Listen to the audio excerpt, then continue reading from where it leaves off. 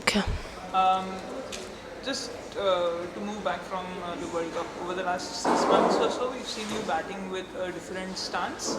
Can you just talk us through that?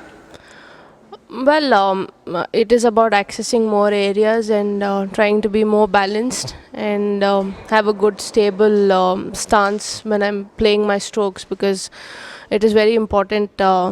Because the position I bat in, it's like I have to go and get in runs quickly. So if my base is strong, that'll be more easier. So that is what I've been working on in the last 6-7 months, I guess. Why did you start working on this? Who have you been working with on this? Well, it started with the camp we had in Bangalore, and I mean, I've been working with Raman sir since then. And since it was a month-long camp, we had a lot of times because it was a fitness camp, and we were doing our indoors and doing a lot of bowling machines. So trying a different stance was more apt then, considering we didn't have any matches around that time. So we went through a lot of different stance and different technique, and finally settled down with the one which I felt more comfortable, and the one I felt that I was hitting the ball more, middling the ball more than the previous ones. Typically, just technically, when we think about it, wider stance means more stability. Narrower stance, lower, smaller base typically means less stability. But you're talking about using that narrow stance for more stability. Yeah, because I had a wider stance. That meant that my legs were not moving enough because I was already in a wider base. So from there to get to reach the ball, that meant I was not moving enough. So with a smaller base, I had more access, more range. Maybe it's about body mechanism. Like everybody has a different mechanism, and this is something which worked for me. Aside from confidence, is there one thing in particular that reaching the final of Tri Series has given you personally? Well, Tri Series has been a good context because since we're playing England and Australia, so it was a closely contested game. Like all teams won 2 games, so there's a lot of positives to take out of it. And again, with the three team going in, we were considered like an underdog amongst them. That I don't think so. A lot of them expected India Australia finals. They were all expecting an England and Australia final. So that's one of the hurdles we crossed, and feels good that we're shaping in well as a team. And that is obviously, any day you win a game, it gives a lot of confidence. And at the same time, that tournament was staged perfectly before the World Cup, so it kind of knows where we stand. And obviously, everybody goes into any world tournament wanting to win the tournament. But aside from that, what would you really like to see the team achieve during this tournament? Well, it's like you said, it's about always about winning, but it's again about making sure that we get better from the previous World Cups. We got to the semifinals, and didn't work out the way we wanted, and it's only about getting one better from the last time. So probably like getting into the finals will be our first big thing, and then on the finals day, it depends on what we do, because it's all about how we make sure that we compose ourselves on that particular day and go forward. Some experience playing in the Women's Big Bash here. How will that help you? And also, are you sharing that with the rest of the team? Well, we've been having a lot of chat amongst the group, also trying to be more interactive during the session, making sure if I've batted any bowlers, just to come and say that that length was good, or things like that. And at the same time, playing here for Big Bash, and I was here for the India A series last month as well. So that is a kind of a good thing to be more to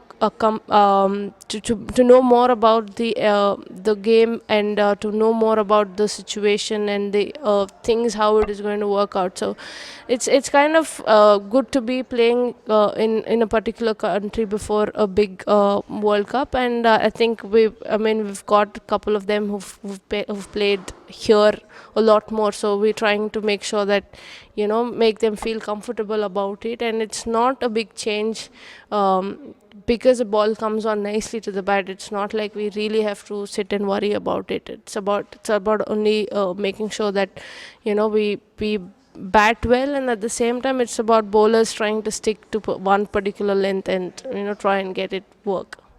Spoke earlier, you've got lots of teenagers in the team, a lot of youth. What's your role within the group? You're one of the more experienced players. Well, I think I become like one with them.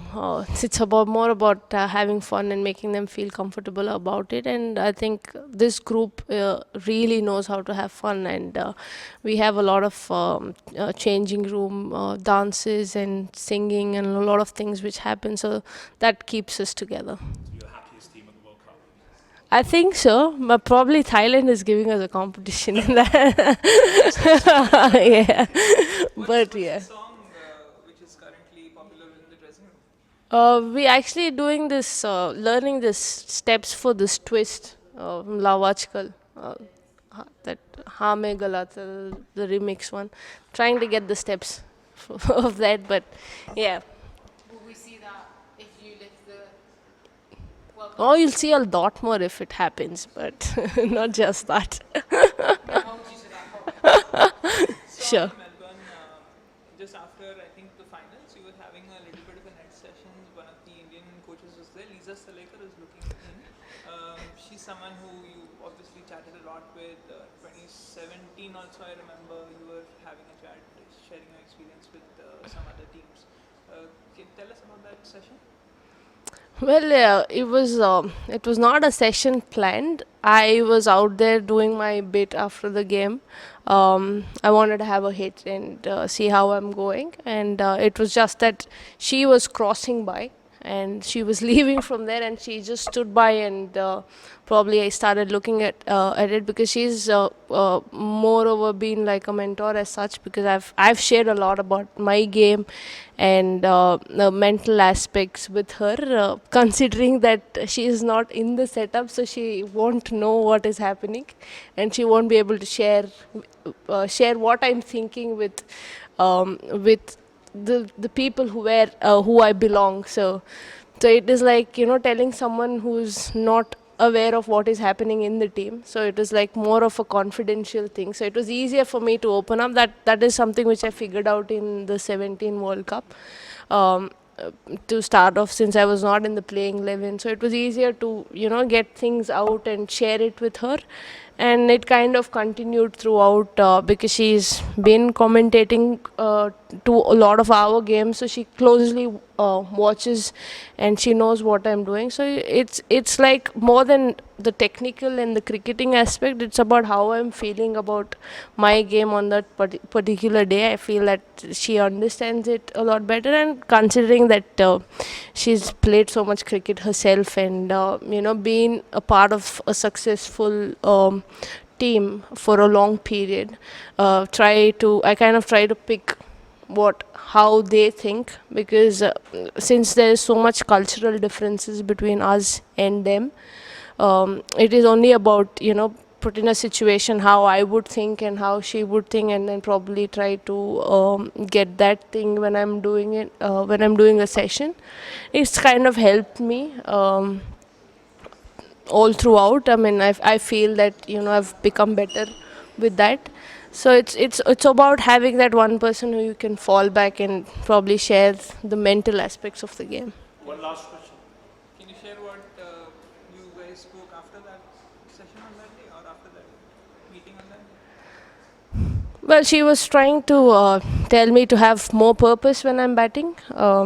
So she was trying to give me situations saying that you've got a middle 6 balls, and then probably like have a game in my own head when I'm playing a net session, when I'm doing a net session, probably like see how many runs I'm getting, if I'm getting in the middle of the bat, if I'm getting it in the gaps. And at the same time, if I lose my shape on a couple of balls, and then she's like, if that happens immediately, the next thing should be like making sure that you middle the next couple of balls, and then probably try to see if you're hitting the gaps or not. So that was something which we spoke over the phone, because she was not there for a while. She was just there for 5-10 minutes. She watched and she left from there.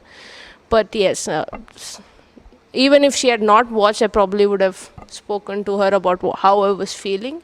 But yeah, it's just that. Okay, thank you. Thanks.